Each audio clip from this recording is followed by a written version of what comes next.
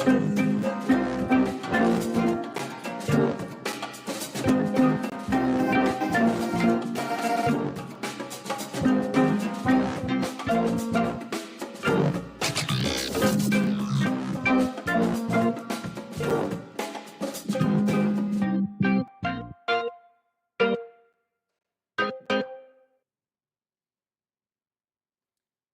good morning, everybody. Good morning. It's so good to see you all here in person this morning. Welcome to Bridge Church. If this is your first time, your second time, your 10th time, a massively warm welcome to you all. My name is Jono. And I'm Corrie, and welcome to, if you are watching at home online, we're really pleased to have you with us. So big warm welcome to you as well. Yeah, so obviously with the uncertainty and the absolutely massive news which dropped at the weekend, Ipswich won. Fantastic. And big shout out to Ipswich ladies who have got a local derby against that lot up the road later today against Norwich. So come on, Ipswich girls. Indeed, we felt we couldn't begin the service without mentioning such big news that happened. But on a more serious note, obviously there has been some big news over the weekend. And if you are here or at home and feeling like a second lockdown is the last thing you can handle right now, we hear you, we feel you, and just know that you're not alone. So please do reach out. We're not going anywhere in this lockdown. We'll be here, we'll be online anyway. So please do reach out, stay in touch. Absolutely. Everybody. So this morning, we're so pleased to have a guest speaker, Mr. Matt Levitt, with us today. Woo-hoo! As we will be kicking off in a new series. Yes, very exciting. Our new series is called The Adventure. Dun, dun, dun. And we're really looking forward to hear what Matt has to say and to continue this series throughout the coming weeks, whatever else they may bring. So, Absolutely. Matt, we'd like to welcome him up to come and talk to us. And after Matt's talk, we'll be asking him a few questions. I've only written down 100 for you, Matt, so I hope you're ready. indeed. So if you have anything that you would like to ask Matt as we go through the talk, please do message us via Facebook or Instagram, just direct message, and we'll ask Matt afterwards. Thanks, Matt. Thank you. Well, it is great to be here this morning. If you don't know me, you might want to forward and get in the live stream, and you can find out a little bit more about me in the interview that's going to come. But we're going to launch straight into it this morning. I don't know whether you've read the book or whether you've watched the movie, but most of us are familiar with the idea of the story of Alice in Wonderland. This story of this teenage girl who somehow managed to get sucked down a rabbit hole into this strange, bizarre world of the Queen of Hearts and the White Rabbit and all of that sort of stuff. But there's a moment in the story where she comes to this road, and it's a fork in the road, and she's struck with indecision about which way she should go. She doesn't know which way to choose. And it kind of paralyses her. And she stops and she looks up to heaven as if she might hear a voice from God telling her which way to go. And all she sees is the big, grinning Cheshire Cat. And the Cheshire Cat kind of looks at her and smiles at her and says, well, why are you here, Alice? And Alice says, well, I'm trying to work out which way I should go. And the Cheshire Cat says, well, where are you going? And she says, I don't know. And the Cheshire Cat goes, well, it doesn't matter which fork you take then. And it's worth remembering that, okay? Hold on to that story as we go through this morning. Because, as has already been said by Jono and Corrie, you're starting a new series as a church. You're starting a new series called Adventure. And I think for a lot of people, whether you're sitting here now or whether you're watching us online, for a lot of people, you might be a bit confused because you're thinking the words church and Christianity and adventure don't often get put together. You know, we kind of think that maybe the world of faith and the world of Bible and of church and of Christianity, we tend to think of words like boring and minimising risk and perhaps even losing adventure. You know, maybe we think that the Christian faith is all about learning how to live right and live properly. You know, actually, nothing is further from the truth. The Christian faith is actually about learning how to live more fully in every single part of our lives. You know, the Christian walk is about learning how to become more like Jesus. And if you know anything about Jesus, and even if you don't, even if you're just trying to discover who this guy is, if you learn one thing about Jesus, is that he was anything but boring. You know, he used to have confrontations and clash with the religious establishments. He used to clash with the political establishments. He seemed to clash with most people around him, except those that really needed him. No matter who they were. His life seemed to be one of risk and of adventure. You know, following Jesus isn't about just surviving. Following Jesus is about abandoning ourselves to him. It's kind of a wild, dangerous, shocking, upsetting, uncomfortable, daring, threatening kind of life that we call ourselves to if we call ourselves Christians, whatever that may mean to us. You know, I think the truth is, everyone sitting here, everyone watching online, we want our lives to have meaning. We want our lives to have some kind of significance. We want our lives to count for something. We want to be important, don't we? And we want to feel important to those around us. And often that desire is so strong within us that we kind of act a bit like Alice in Wonderland. That desire to be important, to make the right choices and be significant is so much within us that it can paralyse us. That we stand at the fork of a road going, which way should I go? Who should I choose to marry? Which job should I have? Which university should I go to? And it kind of freezes us. Or worse, it causes us to make choices and decisions that maybe on the surface seem right, but underneath kind of are really not good for us. Somehow we've got it into our heads that if we're good enough, if we're faithful enough, if we love God enough, if we give enough money to charity, if we listen hard enough, then God might speak to us with a big, booming voice from heaven, telling us exactly what we should do and where we should go. Sometimes people call this a sense of calling with a big capital C. And of course, we hear stories that seem to back that up, don't we? Maybe even in the Bible. We might read stories of how God has spoken in a big, booming voice or a quiet, still voice that people still manage to hear really easily.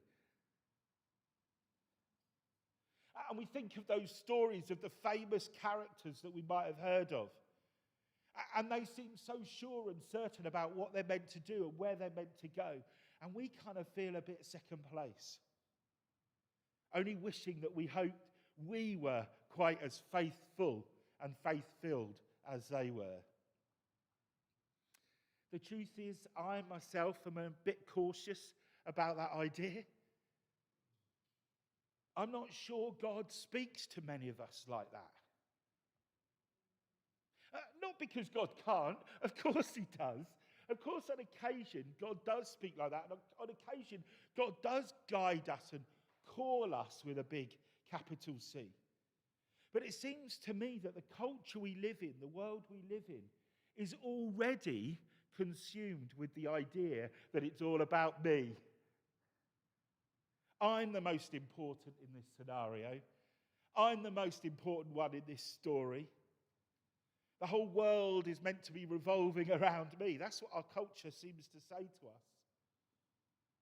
Other people are here just to facilitate or to guide my well-being. And we need to be really careful that we don't then think that's what God's about too. God's sole purpose is to lead me and guide me and choose me and tell me I'm special. Tell me I'm important. Now, of course, on the grand scale of things, we are exactly that to God. On the grand scale of things, we are special. And we are important. And we are known. And we are loved. Whether you're here in church right now or whether you're watching online, that's true for all of us. We are unique.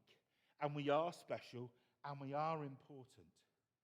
But that doesn't mean that God seems to revolve the world around us and me.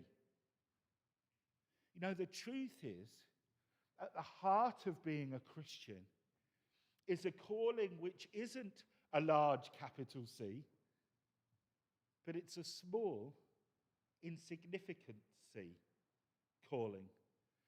A life of humble, simple obedience. To just walk the walk that many have trod before, and to do the things that many others have done.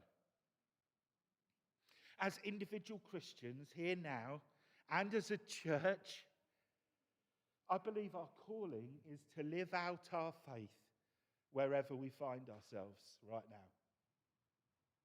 If we find ourselves unemployed, if we find ourselves in a 0-hour contract job and we're worried and we're scared that where the next penny's going to come from, our calling is to live out our faith where we find ourselves.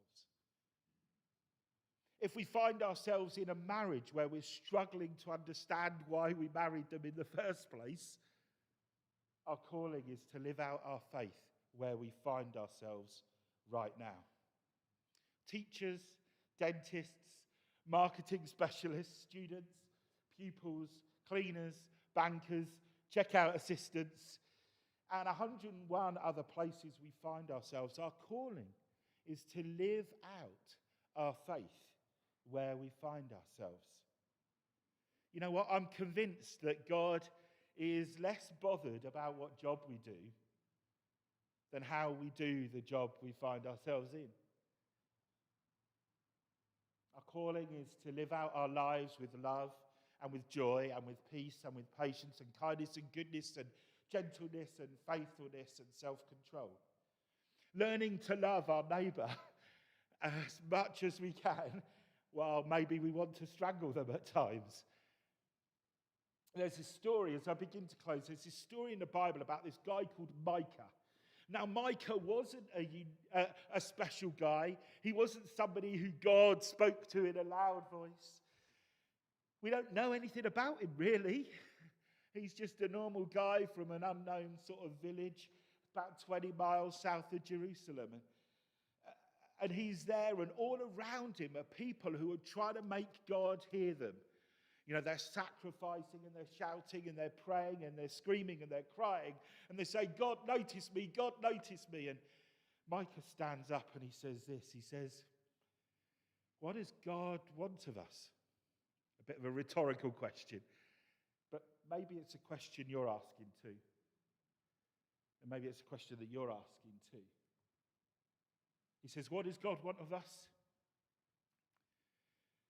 And God, through Micah, says, I've already shown you what is right and what is good. To act justly, to love mercy, and to walk humbly with your God. That is our calling as Christians and as church.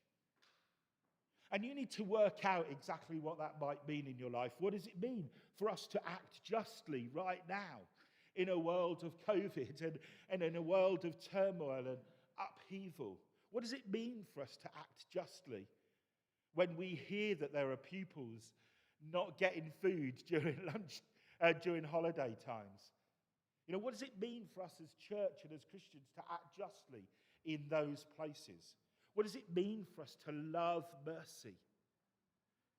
Mercy, this compassionate, overflowing, loving kindness and steadfast love. mercy of generosity to those around us. Maybe being merciful to those we live with. What does it mean for us to walk humbly with our God? Amidst all of the turmoil of COVID and pandemics that we find ourselves, our lives have been shifted and shaken a bit. Maybe our jobs have changed. Maybe we find ourselves without work and the fear and the worry that comes with that. But the truth is, as Christians, as people of faith, our destination is still the same. Our destination is what it always and forever will be. Our journey is still the same, albeit with another kink in the road. And more importantly, our God is still the same, resolute and unchanged. So don't be paralyzed by indecision. Don't sit around waiting for some majestic, audible voice from God calling you to a specific task. Just get on with living out the Christian life in the place you find yourselves. And we're called to act justly, to love mercy, and to walk humbly with our God. And if we do that, maybe, just maybe, we will get a growing sense of a larger capital C calling on our lives amidst the adventure that we call the Christian faith. Thanks for listening. Amen. Thank you.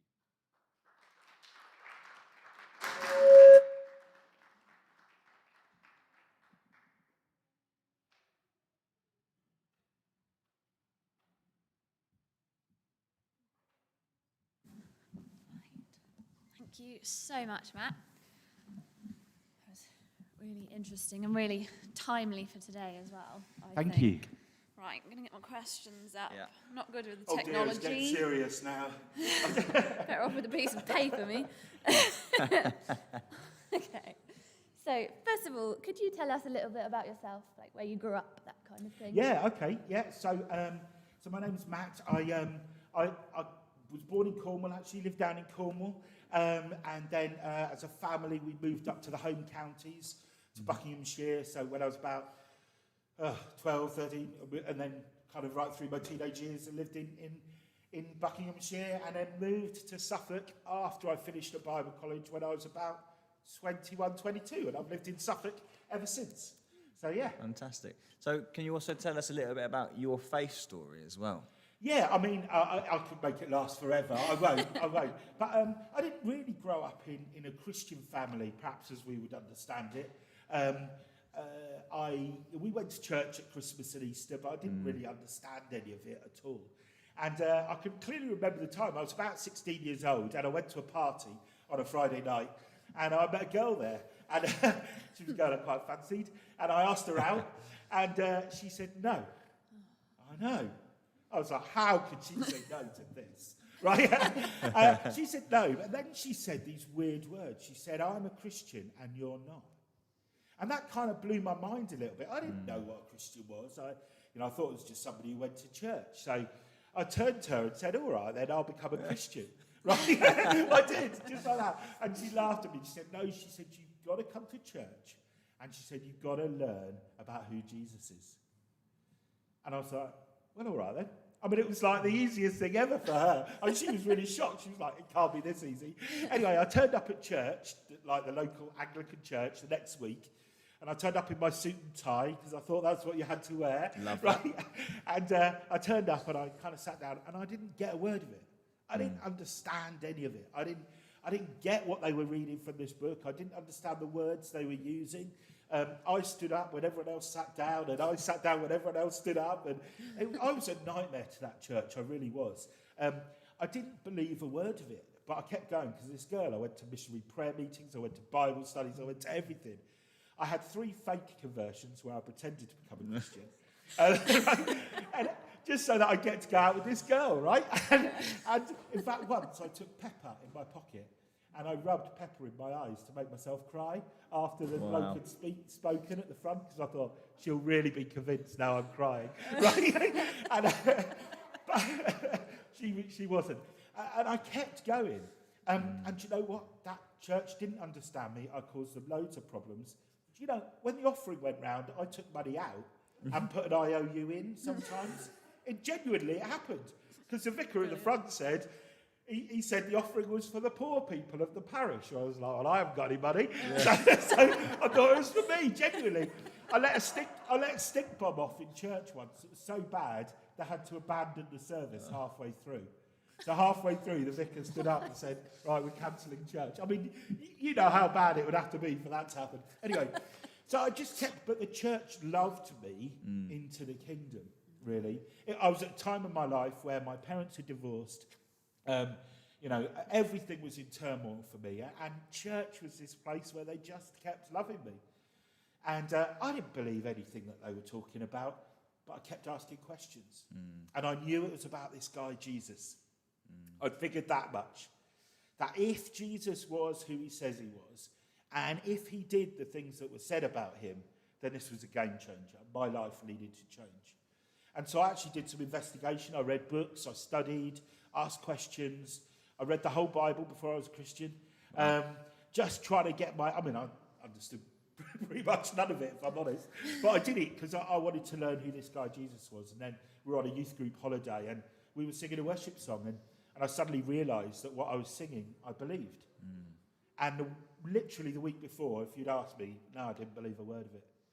And I don't know if you could do this, right, but I did it. Okay, I went outside. I can clearly remember I was about 18. I went outside and I made a deal with God. I made this deal with God and I said, God, I don't know if you're real, but I believe Jesus is real. And I want to spend my life telling young people about Jesus. And that's why I'm a youth worker now. I kind of told God what I wanted to do, and in his grace, he let me do it. So that's why I work with young people now. So long-winded answer to your question. Sorry, That's great. But that's my story. It's amazing to hear how God's worked in your life. Well, he has, thank you, yeah.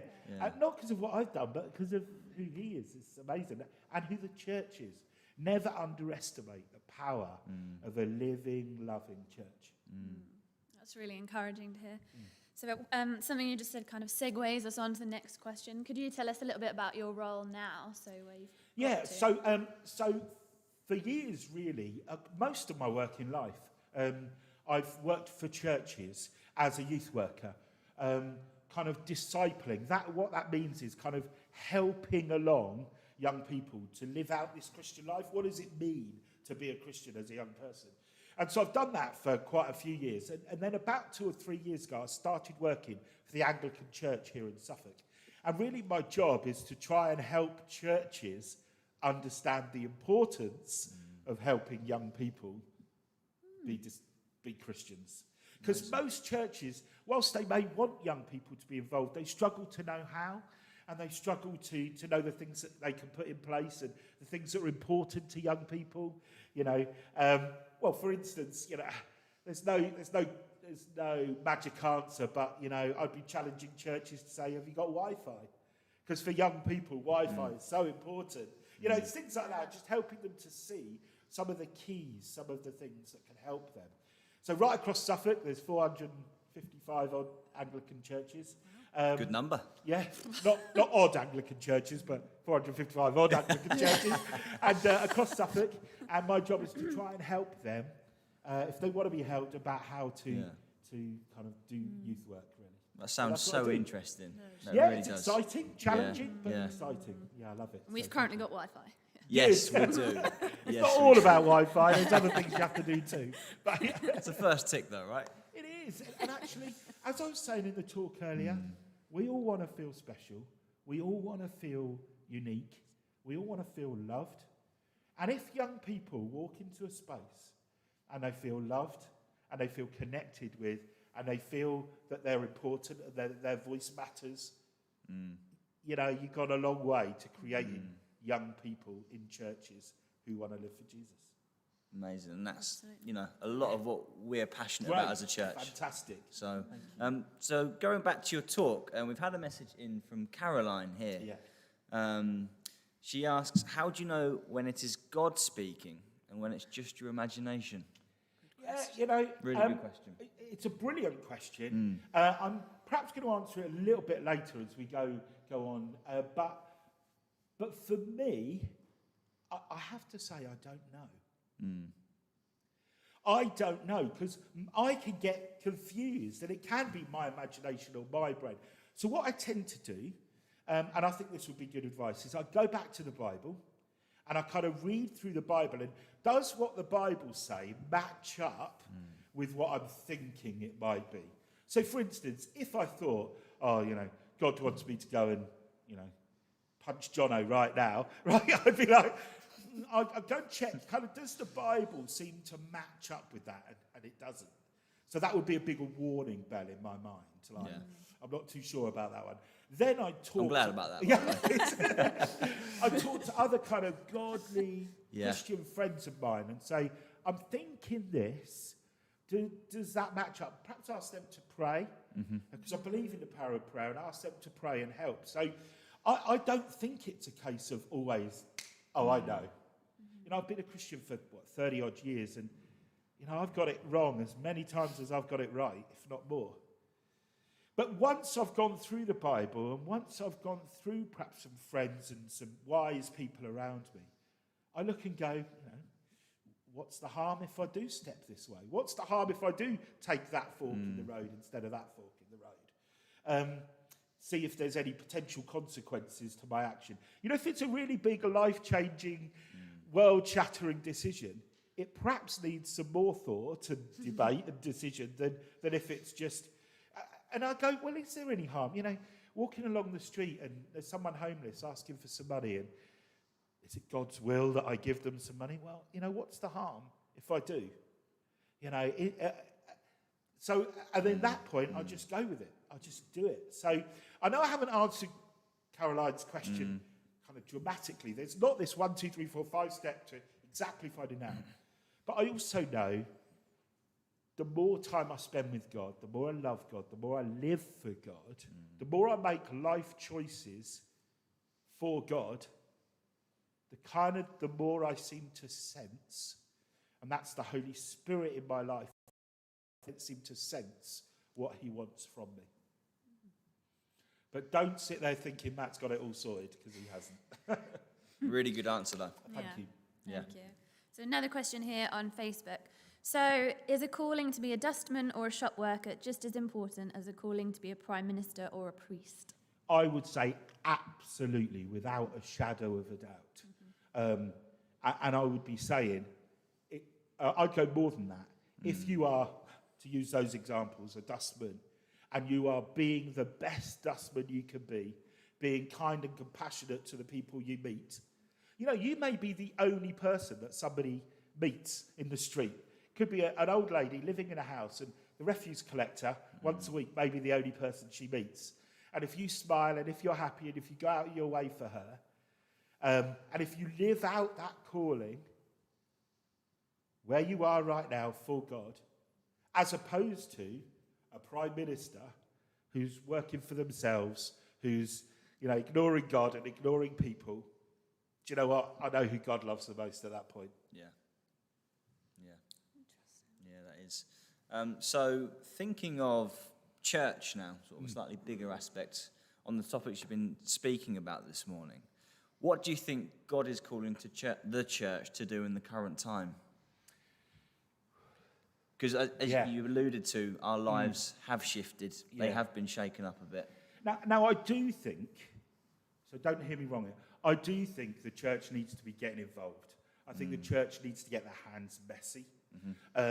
So I do think churches should be involved in food banks, school uniform banks, housing projects, you know, 101 different things. Church should be getting involved. And if they're not being church. But there's something else that I want to touch on. Because you know what? The world could do food banks, and they could do it quite well. The world could do uniform banks and do it quite well. The world could do charity quite well. What has the church got that the world hasn't got?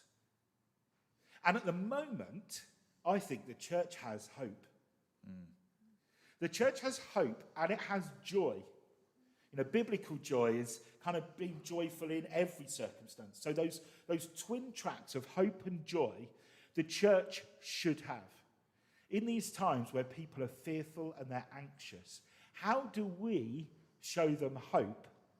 And how do we show them joy in the circumstances they find themselves? Now, of course, for some people, their lives are so desperate at the moment that they don't hear a message of hope and joy until we're actually feeding them or actually helping them. So the food banks and all of that stuff is vitally important, but it needs to be coupled with a message of hope and of joy. And I'm not sure society is seeing a message of hope and joy from the church right now. Because we're too worried about ourselves, and we're too worried about getting our services right, and we're too worried about what the impact of another lockdown might mean to us. And I understand that, of course I do. But I think perhaps we need to concentrate a little bit more on hope and joy. Amazing. Yeah, it's a real challenge to us all, I think. So thank thank you. you. I can't really think of anyone better to have with us this morning, Matt. So thank you. Thank you. Appreciate Genuinely, that. thank you. Amongst the madness of the world we live in now, just to have so much passion and so much insight and wisdom. It's been great this morning, so thank you. Thank you. It's a joy to be here. Thank you, Jono. Thank you, Corey. I nearly called you Carrie there for a moment. That's all right. Sorry. Used to it. You've been called lots of things. Yeah, thank you for joining us. So that brings us to the end of our first part of the session here in church and online. So thank you for joining us at home. It's been great to have you with us. It certainly has. So we will be fully online, continuing as we are, just not meeting physically as well. So keep up to date with us on Facebook, on Instagram. Not a whole lot will really change apart from we're not meeting in the building. But we'll be online as usual next week. Yeah, like we were before. So just going back to our original lockdown plan. So we'll see you then next week. We certainly will. So thinking of lockdown, what things are you going to miss most? Oh, goodness. I've still got to go to work, so seeing family. Yeah. I don't think I need to ask you what you're going to miss most. Family? The other F? Football. No, absolutely miss family and meeting together Yeah, physically as we a will. church. We'll miss this, but we will be online so we can all join in together. So we'll see you next week. So we really hope you have a great week. If you're watching from us with us at home, we're going to have a short break here, and then Graham and his team are going to lead us in some more reflective worship shortly this morning.